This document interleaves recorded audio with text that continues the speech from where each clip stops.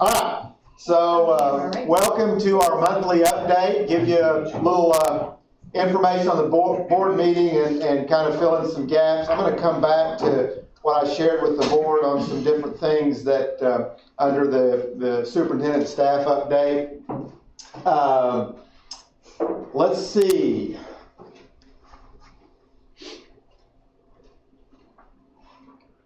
Bottom items 6 and 7, we approved the court reporter program student handbook. It has its own handbook and all those different kinds of things. That is officially scheduled to start January the 22nd, and you'll see a little bit later here we accomplished, and I'm using we very liberally. That actually means Fran and Joni. Accomplished the next milestone, which was actually hiring an instructor, and so we'll get to that in just a second. Item 7 deals with a couple of district policies. Hopefully you knew this, but for probably more than a couple of decades, we have offered to high school students that attend school within the Gordon Cooper region basically scholarships. I used to call them a 13th year scholarship, but we didn't have it in policy, and so we put a policy together with the help of student services, and that kind of spells that out. I'll kind of give you the short version of that. Basically, if you're a high school student that graduates from either one of our partner high schools, or you're a homeschool student that graduated and lived within our region, or you're a private school student, any of those kind of genres, as it were, then you're eligible for some iteration of a scholarship. And it's kind of two different things. If you're an existing Gordon Cooper student, but you graduate from high school and you've got to come back as an adult to finish something up, aviation is the big one, because all those kids have to come back as adults. You get to finish up your career major tuition free. It's a pretty good deal. I've not quantified that, but it costs a lot of money, but it's part of what we've done for quite some time and will continue. The other scholarship, which is like it but a little different, is, let's say a high school student went to school in our region but couldn't come to Gordon Cooper, and then they're a first year out and they want to come to Gordon Cooper, then that first year after they graduate, they can come for the first semester tuition free. So that's the two kinds of scholarships. Put it in policy. Nobody's excited about DP 211 fund balance policy except for April and I, so I'll move on past that. Item 8.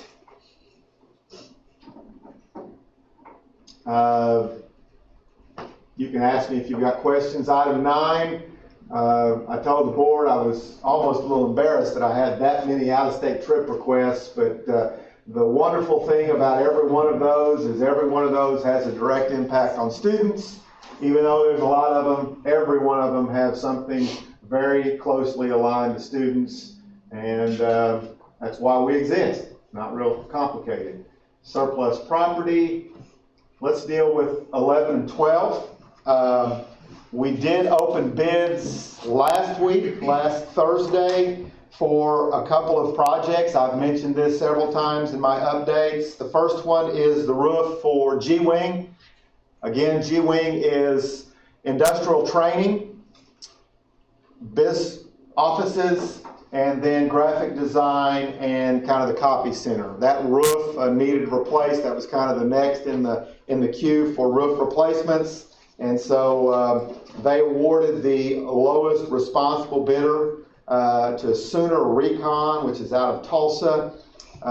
Actually, the bid came in a little higher than what I would have liked, but it's got to be done. It's not something you can put off. I tell people all the time, if you want to figure out what happens when you defer maintenance, just go to the Oklahoma State Capitol. What would have been a $50 million project 2 decades ago is now a unlimited project 20 years later because they never did maintain anything. And so you can't do that in facilities like this. The next item is item 12. Again, I've talked about this before. The bidder there that was the lowest responsible bidder was Cavins Construction out of Norman. Let me just kind of mention again what will be entailed there. The window replacement is basically all of the large windows that face north on this building. And that's what I always call old operation offices. Very big windows, single pane, 30 plus years old, not energy efficient, not efficient. It redefines efficiency in a bad way. You move over to the west into my office area and Rhonda's office area, and you move a little further west into student services. All of those windows there, I don't really remember exactly how many sections, but all of those will be replaced, and it's something that actually has needed to be done for quite some time. Seminar Center remodel. Again, I'm repeating myself, but just want to make sure everybody is clear. All new seating. Auditorium-like seating is the way I would describe it. The stairs going up and down into every section will be redesigned so that they're safer, etc. And then the sound booth will be moved from the center section to an east section, and that'll afford several different things for us. So looking forward to that. Both of those projects together were around $637.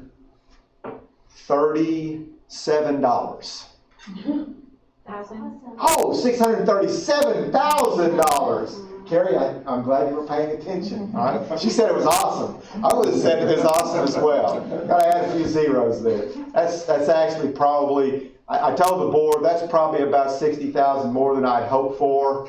We would have been under that had we not had some hiccups on the roof, but nonetheless, those are projects that need to be done. So we're moving forward with those. I can't really tell you. These are probably spring, I would say at the earliest, the auditorium, and we've got to navigate some real things in the auditorium to make sure that we have that window of time to get it done, but yet not disrupt everything. We know that, Vicki, so don't get too concerned.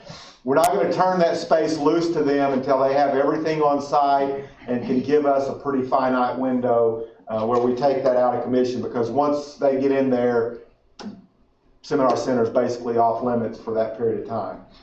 The windows and the roof got a little bit more flexibility there, weather permitting. Item 13, so we'll start at the top, 13 through, we'll just go to the next. Item 15, Mary Pierce has retired, or will retire at the end of this month, as some of you, or most of you probably know, Lisa Moreland did as well. And Mary is our evening LPN instructor. We'll continue that program with the current group of students, and then make a decision after that point in time on what we're going to do. We'll be handling that evening LPN program primarily with adjuncts and things of that nature through December of 2018. That's when they finish. Just for your information, evening LPN lasts basically 2 years from start to finish. It takes that long to make it through it. The daytime is a 11-month, 12-month kind of situation, and so it lasts a lot longer. Item 16, Cliff McMullen was hired as Fleet Grounds Maintenance Worker. Obviously has great skills as it relates to mechanic work and things of that nature, which is his predominant responsibility. If you haven't gone by the receptionist desk yet, we went through the entire Watts family, W-A-T-T-S. And that's a little bit of an inside joke. Rhonda's not here to hurt Bob Perry, since he's actually taken the last two receptionists and transitioned them to business and career services. But Ashley Rogers is now a receptionist. She's been here all week, and go by and see her. Glad to have her. Good situation there. Starting Monday, Mark Saunders, who previously held a somewhat similar position at St. Gregory's University, will be what I'll refer to as the supervisor role that Steve Mitchell held for several years. Mark will transition into that particular role as another help there. And then Malia Melton, am I saying that right, Joni and Fran? Malia Melton is the court reporter instructor that will begin after the first of the year. We're excited about that. 20 and 21 are pretty simple. 22, whoops, not looking at it.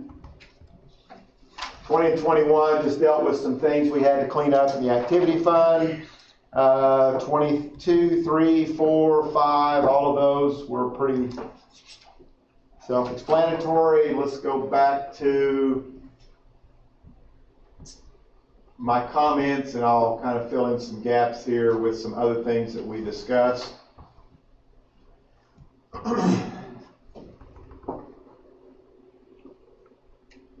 So, as far as operations is concerned, if you've not been around to see the break area and the furniture in there, that was all a real rapid transition from 1970s to some version of 2000 and whatever. And then I know Brett met today with a group of 93 individuals. No, it wasn't 93. It was maybe half a dozen or more. It didn't seem like it. They were talking about other things that we can do in those areas to really make it even more student friendly and just a space that we really feel good about. If you get a chance, just kind of wander through there during the day and in the afternoon. I think you'll fairly easily see that the students enjoy it and they are partaking of it in appropriate ways very well, and that was exactly why we went through that process. So we know there's other things that we've got to do in there to kind of spruce up the walls and some other kinds of things. We want to try to celebrate our partner schools. In the past, up in the kind of tall area, kind of center of the break area, we had some kind of dated stuff that we hopefully will come up with some sort of appropriate solution there, but there's more things to come there. If you came in from the south entrance, like Jamie Krause does every single morning, and several other people, you saw a new marquee on 45th Street. I was somewhat joking with the leadership team one day, and I said there's just one pine tree between Harrison and that sign that if it miraculously disappears sometime in the middle of the night, it is the last obstacle between seeing that marquee at the intersection of 45th and Harrison. Unfortunately, it's not our pine tree, so I probably am not going to do anything to that, but it looks nice, and there are a lot more things that we can do in terms of advertising and showcasing, etc. And if you'll give us some time to kind of learn those skills, you'll see some different kinds of things up there that we have the capability to do, and we're excited about that. The signage around campus, external. If you're out here in the evening, you'll notice some really nice directional signs by the Diesel building and on the northeast corner. Kudos to Brett and several other people for getting those things done and starting to really take shape in a positive way. Board filing. Mr. Jimmy Gibson filed as the incumbent for the board seat, and that is kind of Shawnee proper. And he did not get an opponent, so Mr. Gibson will be seated in it's seat 5 for another 5-year period of time, and we're excited about that. He's a great addition to that board, and given what I'm about to talk about, will be a great help as well. Let me digress, maybe not too much, but I've got at least 2 or 3 people in this room that I want to kind of publicly, as I've done 2 or 3 times, thank. A week ago tomorrow, and the 2 that I'm thinking of are probably still trying to kind of work out the kinks from last Saturday, but thanks to a lot of folks, but I'm going to kind of mention Jamie and Roger since they're in the room, but obviously Missy and Sue Ellen and Christy, and I saw pictures of Eric there, and a whole host of other people were probably there. Tracy was probably there taking pictures periodically. We hosted the state First Lego League state championship, and that was at the event center for CPN. Depending upon whose numbers you use, there were anywhere from 2,000 to 40 million people on site, and probably there were times where it felt like 40 million. But basically 2,000 to 3,000 people there, I think there may have been over 1,000 little boys and girls. About 1,000 students. And then you can multiply it because they're younger kids times probably 2 or 3 in many cases. But it was a great event, a fantastic event that they did great work. We never know exactly what kind of fruit it's going to bear, but I think we've seen over the course of time that it will really excite. And that was what I told, I think Jamie and Sue Ellen and Christy were sitting down the other day, and I said, I saw some pictures of some of the kids at that event, and you could just see the excitement and kind of almost the light in their eyes. And you don't just create that. That happens in a lot of different ways. And so thank you for that, and it was great. It was super. PTA, still don't know a lot there. I told you last month, the board said, let's have the accrediting body reconsider that. And so that'll happen at the end of April because that's the next time that they meet. And we're still hoping that that'll all turn out positively. Since the last update that we've had, another one of those situations, a little bit like Court Reporter happened, not exactly, but similar in that we were asked to be a participant in a meeting locally that started out talking about fire training. And we have had, if you look at the idea list, we've had a specific item or items in the idea list. And again, that's on the website, right, Mr. Perry? That's correct. It is on the website.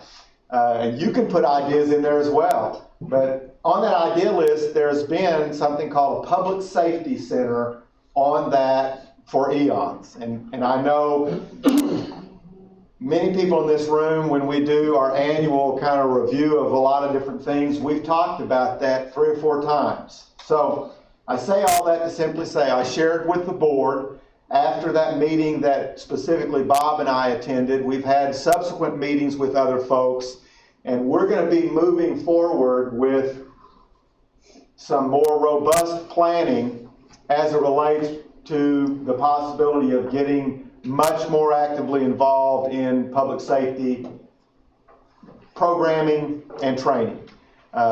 You see, on this campus, and we do a lot of law enforcement training. Just this week, I looked up, I drive in one morning and I see 3 cars from Gainesville, Texas. Police cars. I mean, that happens all the time around here. That's typically, because of Shawnee Police Department and our relationship with them, we're looking at something much more than that, okay? And then on the fire piece, we're looking on, that's why we met initially. And so shared a little bit of that with the board. The plan is not fleshed out. I know I'd asked Ms. Schaefer to get with some of the folks within Student Services to go look at some programs that are out across the state and some folks, and I know they've got that kind of in the queue. Whatever we do, or if we do something, will be first of all based upon workforce needs. It'll be based upon student interest, and we've already got some information there that's pretty good to say that there is student interest, and then also just some kind of a part of what we do at Gordon Cooper that we don't have. Not that other kinds of things are not good, it's just that we're always looking for, are there some other niches, so to speak, that we can engage in. So stay tuned for that. That will start kind of taking some shape, and I would hope that if all the reports come back really good, then probably you're looking at a program of some sort, don't know what it will be, that may be starting in FY 20 probably. We kind of have to plan in a way that we get about 12 to 18 months ahead of the cycle for recruitment, because let's say we decide to do a law enforcement program for high school students, we actually have to back up from there several months to begin that recruitment process. And so It's not something that we can get together between now and August of 2018. You're probably looking at August of 2019 if that were to come to fruition, whatever that looks like. Again, no decisions have been made, but we're moving forward to try to see if that's the right direction to go. Okay? Last thing I've got is I sent out an email. I know Bob sent out a little bit of an email as well. Just briefly talk about accreditation. When we finished that accreditation visit, the last activity they engaged in was an exit interview, is what they call it. And basically what they did is they gave a group of about 6 of us kind of a synopsis of strengths and then opportunities for improvement. Now that was unofficial. Want you to understand that. We've captured that information. It's good information. But as I told the executive team last week, or earlier this week on Monday, I said, I don't really want to try to get ahead of making changes until we get an official response. Official response will be, you passed all the standards, but here are some things that we think you need to work on. At that point in time, when we get an official response from them, I think it's the appropriate time for us to kind of fast track whatever we feel like really needs to be a first item, a second, a third, a fourth. As I mentioned right at the get-go, you did a great job. Everybody within the sound of my voice on this campus did a fantastic job. I can tell you there were a lot of strengths. They were very impressed with a lot of things that Gordon Cooper Technology Center does. And that's a testament to you.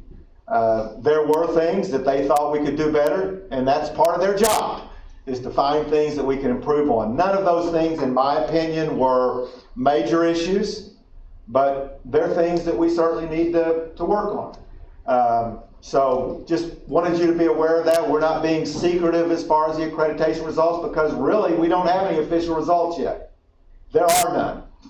Okay? And I think it would be kind of at best redundant, and at worst wasting our time to try and work off of that exit interview as the activity that we engage in. Because I don't know, there may be some of these opportunities for improvement that don't show up on their final report to us. Does that make sense? That's kind of why that's the case. But anyway, questions?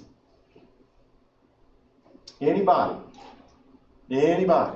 How many thousands of people are tuning in, Matt? 10,000 people. Okay. Rogers, count again.